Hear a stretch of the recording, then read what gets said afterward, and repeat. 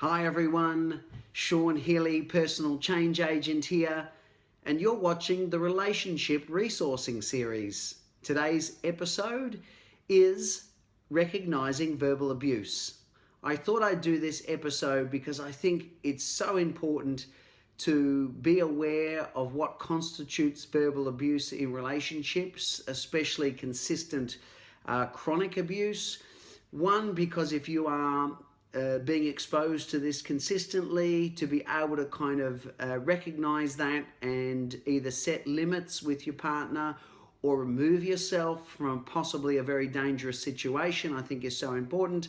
And two, as friends, we're able to keep a better eye out for each other because verbal abuse exists in secret. Often it happens behind closed doors, and one of the things that's so isolating for somebody who experiences this is everybody thinks their partner's a fantastic person. Oh, I can't believe you're so lucky to be with them. And meanwhile, a whole different experience is being had behind closed doors. And this can be really, really shake our reality if we're exposed to that kind of, night and day style treatment. So I really wanted to look at some of the things that put up red flags in relationships around verbal abuse. I'm utilizing the work of Patricia Evans. She's got a number of books written on relational dynamics. The one that I'm drawing some of the resources from today is called The Verbally Abusive Relationship. So a great resource for us to really understand how insidious and how toxic some of this behavior can be to the people that are experiencing this. So some of the key elements to look for when we suspect that verbal abuse is going on. One of the things that happens is, as I mentioned earlier, that this kind of thing goes on behind closed doors. Much like physical abuse, it's hidden away. It's hidden away, and that's part of what helps it to continue in relationships is because the rest of us are completely oblivious to what might be going on. So the first thing is that if you are really noticing that the way your partner treats you is very, very different in public to how they do that behind closed doors. Behind closed doors, they're calling you names, they're accusing you of things, they're attacking you on certain ideas, they're dismissing of your interests. They're refusing to engage in conversation and communication and clarification. And yet when you're out in public, you're seeing a completely different person, and you notice that your partner treats others very, very different to you. They're sharing things, and there's this kind of thing of going, wow, I didn't even know that about my partner. I never even thought that they had an opinion on that. And now suddenly I find that they're sharing with our friends. And the moment you go to kind of qualify that, it gets thrown back in your face when we're back in our private dynamic. So we're aware that if there's a really vast difference in treatment to the kind of the public versus the private persona, that's potentially one of the red flags to look for. One of the other ones is that what happens with this kind of dynamic is, if we knew the abuse was coming at a certain time of day, if I said to myself, well, at 8 a.m. in the morning, my partner is grumpy and abusive and critical, so then we can set a boundary for ourselves, we can steer clear, we can take action towards preserving self in those moments. But the problem with people who are really ingrained verbal abusers is that they're not going to be that predictable. Part of what makes this so painful is the fact that there are these series of surprise attacks. They come at these unexpected moments. There's a kind of an intuitive awareness that the abuser has that we're in a particular moment of openness and vulnerability, and that's likely to be something that causes attack. or perhaps we're feeling really good about ourselves, and so as a result, suddenly out of left field, we're being abused, raged at, accused, and we're left bewildered and dumbfounded and trying to justify and explain, and we're playing straight into the hands of the abuser. Why part of this dynamic happens in this way is because we need to understand that in situations like this, we're playing two different relational games. There's an assumption when we enter into relationship with someone that we're both playing the same game. You know, that we both have a mutual interest in building each other up, that we both have a mutual interest in knowing more about each other, empowering each other, being supportive to each other, helping each other achieve goals, honoring, you know, each other's differences. There's a curiosity about our partner, and there's a desire for closeness, intimacy, and support. However, that's the assumption, that we're both playing that game.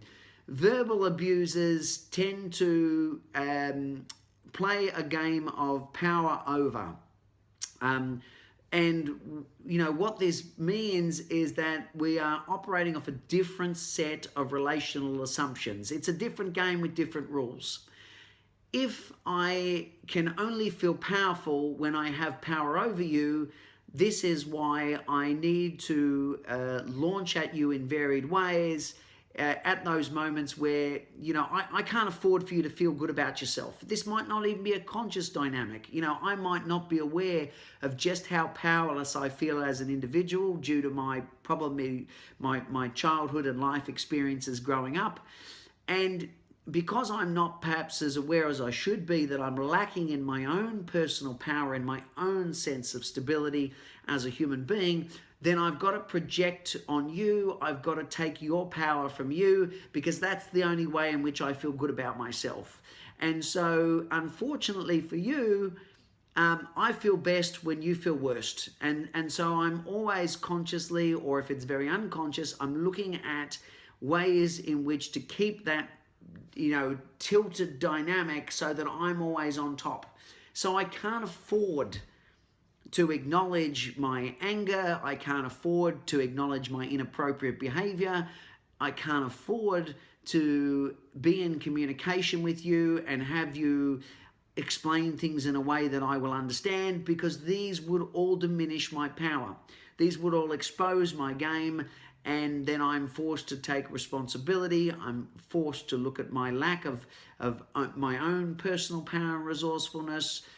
So instead, I'm going to be looking for ways to put you down. I'm going to be looking for ways to destabilize you, to have you doubting your reality, to have you challenging and your own self-esteem, to, you know, diminish your sense of self-trust. And once we can see that our partner is playing a different set of by a different set of rules, this starts to change the way we behave and respond to them, where we're able to set limits. We're not buying in thinking that that our partner really wants to understand us. And so, because clearly you've yelled at me because you've misunderstood my intention, I'm going to, what will help is I will clarify to you what I meant, which just sets you up for more attack, because the abuser is not interested in understanding your reality or buying into it. They're going to use that as more leverage to disempower you. But once you understand that, unfortunately, this is not a person who wants to understand you, this is not a person who wants to have a conversation from functional adult, then you're able to set a limit and go, stop yelling at me, stop accusing me. I'm not going to tolerate these behaviors anymore. So instead of inadvertently buying back in, we're setting strong limits. That can be really, really challenging if we've been bit by bit chipped away at our self-esteem, our self-belief, and our self-trust has been over a period of time whittled away and chipped away. It can be very challenging. So my recommendation is that you seek support. You seek out counselors and therapists who understand dynamics of verbal abuse. They can support you. Like I said, especially because of a lot of this is going on completely out of the awareness of your family, friends, and support group. And of course, the abuser's not going to want you to, they're not going to want to acknowledge or own their behavior, because again, that destabilizes them. So they'll use denial, they'll use isolation, they'll use criticism and belittling to, make it very challenging for you to stay in your own sense of power. Because again, that means you're owning your own personal power, and that puts them in a sense of less than, or that triggers their powerlessness. It's just such a just such a toxic kind of a series of patterns. And like I said, that's why I felt it was so important to put this episode out, not only to help people who might be stuck or suspect they're stuck in these situations, but also as friends, like I said, we can keep an eye out for the people that we love and cherish, or as family members, just in case we suspect something is up, something's not right. We're looking now in a more informed way at the kinds of dynamics that are going on. Because like I said, this is allowed to survive because it's hidden. It's toxic because it's so destabilizing. Like I said, the moments, there's no kind of, there seems to be a randomness to the attacks. There's an unexplainability to them that's really challenging and destabilizing to us. And what can also be very confusing is that there can be periods in the relationship where everything seems to be going well. And then all of a sudden, again, there's this moment where our partner hits us verbally with something out of the blue that just sends shock waves of nausea and sickness through our stomach, the tightness in our throat, the stabbing in our heart.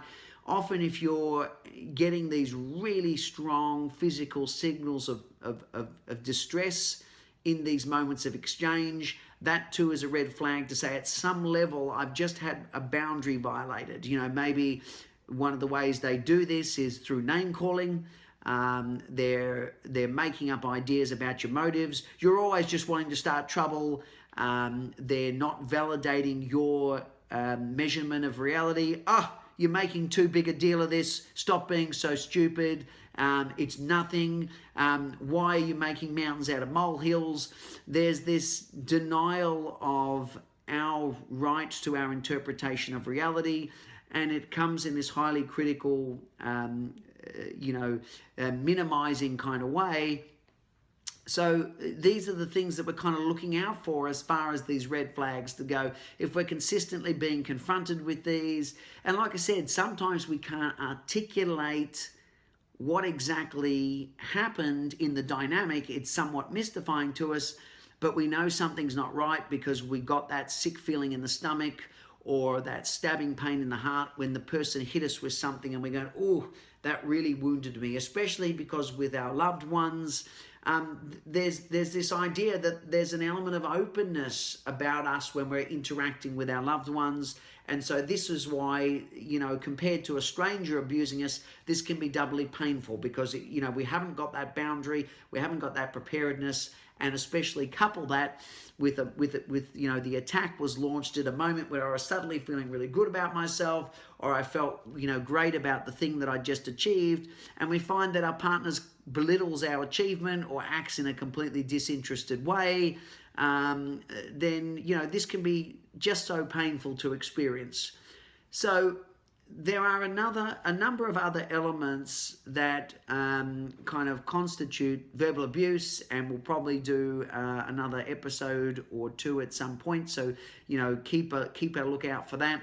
But I thought that I would just kind of introduce the idea because, as I say, I think there's the old saying, sticks and stones may break my bones, but words will never hurt me. Actually, that's not the case. Words can really hurt, and they can really erode our sense of ourself, especially if it's done over time. If we're continually exposed to this, then we build up a tolerance for intolerant behavior. We start to question our reality. Maybe I've got it all wrong and my partner knows more than me, and that's sometimes the idea around these kinds of things, that consistently we are, the abuser is trying to do what they can, like I said, sometimes completely out of even the abuser's own conscious awareness, But there's this element that we have to be operating in a way that as the abuser, I'm taking your power away. I'm keeping you powerless.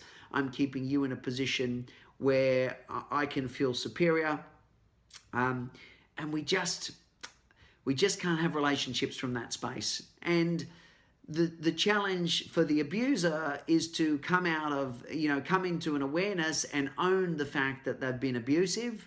When we start to decide we start to recognize that not all is right in the relationship.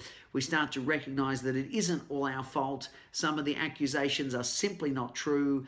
I'm not a terrible person. I'm not a vindictive person. And we start to set limits. And when we start to speak up about those limits, then, if the person is able to recognize that they've been abusive, they're seeking counseling, they're owning their own sense that perhaps as a course of their life experience, that they're left with this sense of inner personal powerlessness, and their strategy to compensate for that gap has been to try to take power off others, in particular the person they've chosen to be in relationship with, and they're making those kinds of changes, then there's a chance. But if we're speaking about we're setting our boundaries and our limits, and our partner, intensifies the toxic behavior to try to make us crumble back, or they just simply refuse to engage in getting any kind of help, then unfortunately, what's best for us is to leave. And for some of us, the more, if the abuse is really extreme, then we have to be putting our own personal safety first. So, to do this alone, set limits alone, might not be the safest thing for you to do. You might need to have someone there with you. You are behaving in a way that above everything else preserves your personal safety. That is number one, that you're not putting yourself into a situation where you are vulnerable to more abuse. So we've always got an exit strategy in place. For some people, what that means is before they embark on setting limits, they have to make sure they have got their own money, they've got some clothes packed and tucked away, so that just in case if things don't go the way we want, and what we find out is the person is becoming even more abusive, then we've got a safe exit strategy in place. Please make sure that that's something you deal with. And like I said, that we have the courage to seek effective and valid external support. Just so important. So I hope this episode, it's certainly not a pleasant topic, but it's definitely one that needs discussing. There's certainly a lot more layers to this, as I said, so we'll probably look at doing some more episodes around elements of verbal abuse. But I think it's something that really needs to be better understood as a really kind of toxic dynamic that exists in certain relationships. So please take care of yourself. Please look after yourself. You deserve wonderful relationships. These kinds of dynamics too can play out in business, and that'll be another discussion again for another episode. But like I said, I'm really passionate about providing information and education that helps us to have better relationships. And I run public programs on communication dynamics, both in personal and business.